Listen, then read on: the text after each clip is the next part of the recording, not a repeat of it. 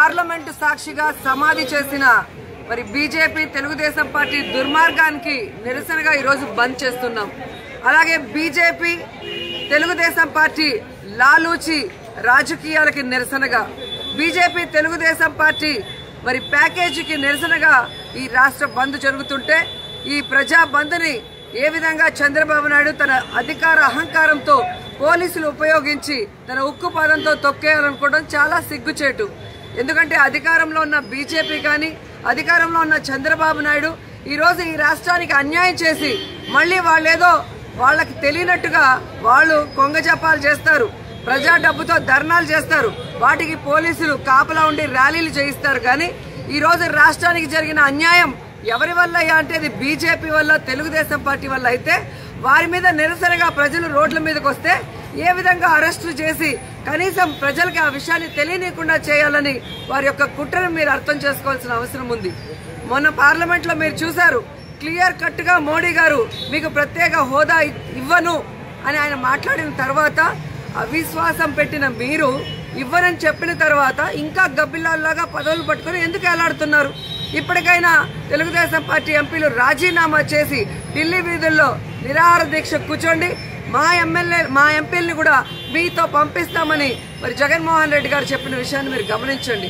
ఎందుకంటే కెమెరాలు ఉన్నాయి కదా అని చెప్పి డ్రామాలు వేయటమే కానీ తెలుగుదేశం పార్టీ ఈరోజు అవిశ్వాస తీర్మానంలో వాళ్ళు ఏమీ పొందలేదు, ఇంకా ప్రత్యేక హోదా రాదని తెలిసిన తర్వాత ఇంకెందుకు సైలెంట్ గా అక్కడ కూర్చొని ఉన్నారు అంటే వాళ్ళు ఎంపీ పదవులు కాదు కదా, కనీసం పంచాయతీ పదవులు కూడా వదులుకోవడానికి సిద్ధంగా లేరనేది అక్కడే స్పష్టంగా తెలుస్తుంది. అండ్ ఈరోజు పార్లమెంటు సాక్షిగా మరి తెలుగుదేశం పార్టీ అలాగే బీజేపీ పార్టీల లాలూచి రాజకీయాలు చక్కగా బయటపడ్డాయి. ఎందుకంటే మోడీ గారే క్లియర్ గా చెప్పారు చంద్రబాబు నాయుడే ప్రత్యేక ప్యాకేజీ కావాలి అన్నారని.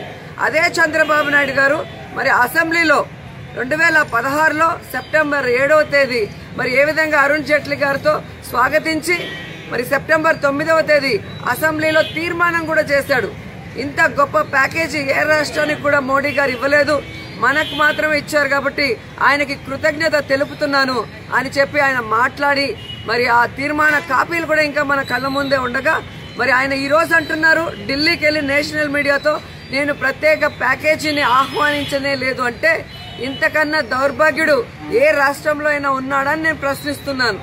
మళ్ళీ నవంబర్ 4వ తేదీ జరిగిన అసెంబ్లీ సెషన్స్ లో ఆయన మాట్లాడారు చంద్రబాబు నాయుడు గారు, అసలు ప్రత్యేక హోదా అనేది సంజీవినియా, దానివల్ల ఏం ఉపయోగం ఉంది, నన్ను ఎడ్యుకేట్ చేయండి అని చెప్పి మళ్ళీ ఆయనే అడిగాడు.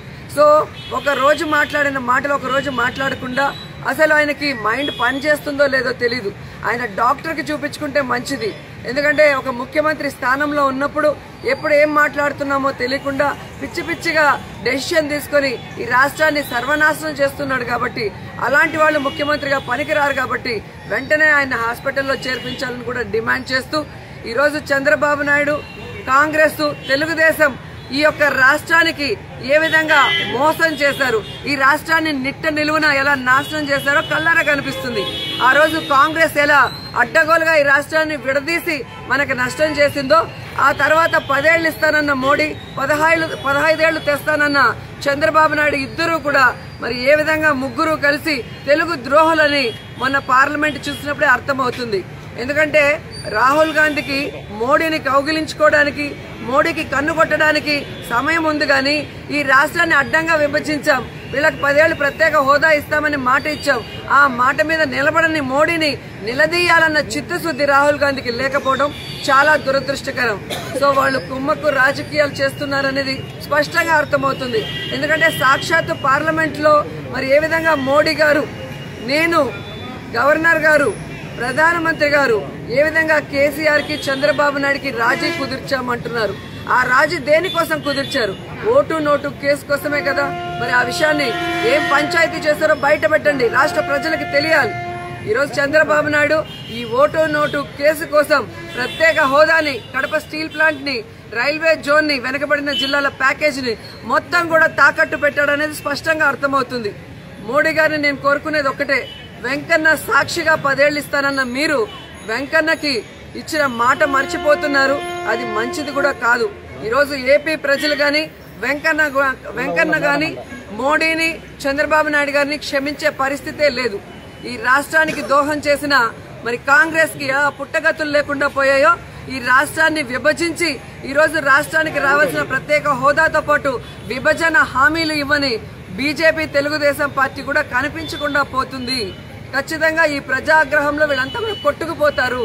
ఇప్పటికైనా ఈ రాష్ట్రానికి ఇవ్వాల్సిన ప్రత్యేక హోదా ఇవ్వాలి, లేకపోతే ఈ యొక్క ప్రత్యేక హోదా ఉద్యమం కొనసాగుతుందే గాని ఎక్కడా కూడా ఆగే ప్రసక్తి లేదని కూడా కరాఖండిగా చెప్తున్నాను.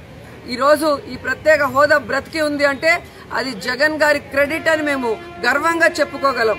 ఎందుకంటే 2015 నుంచి కంటిన్యూస్ గా ఈ రాష్ట్రానికి ప్రత్యేక హోదా రావాలి, లేకపోతే రాష్ట్రం ఎలా నష్టపోతుందో మరి చిన్నవాడైనా మొదటిసారి అసెంబ్లీకి వచ్చినా కూడా రాష్ట్ర ప్రజల మీద అభిమానంతో జగన్ గారు పోరాడిన విధానం చూసాం.